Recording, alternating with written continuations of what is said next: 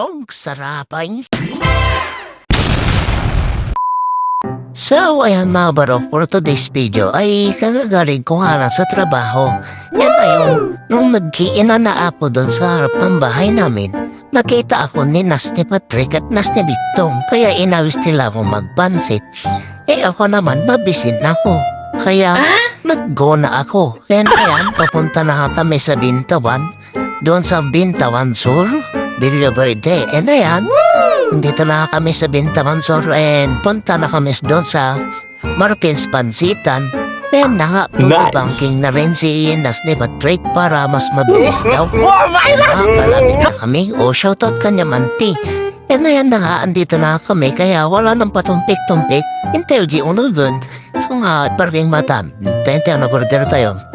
And ayan na nga, nag-order na ako ng isang batil patong, 2 beef mami. Ayan na nga yung mga pwedeng ordering dito. So, ayan na. Tamang antena nga lang kami sa sabaw na parating. Ayan, todo cellphone sila. Ayan na nga, tumating na ang sabaw na inaantay namin. Todo igok ni Patrick niyo, talaga mabisin ka nun. Alam, 40 si Chile, lutatan mo. Diba? At tapay di si Boyes ko niyo, ay kaptisoy suha, ay patisen, dapoy kapay paminta, ala ka mag-quality. Diba, ini ka pamintan, ala nag-iimasa na po sa may kanchili, o ila po nag-quality sila yaw. Ayan na nga, umuna na nga silang na dahil muna yung order nila kaysa sa order ko. Kaya, mauna na silang nahan, ayan na, dumating na rin yung order natin na batil patong, kaya mangan na tayo. Ala parta ka man ko na nakidini Patrickan sa check up kabil ko pila di sabaw kam na di sibuyas ay tawes. A few moments later. Then ayan na, nalpas na kaming nahan kaya rumara na kami.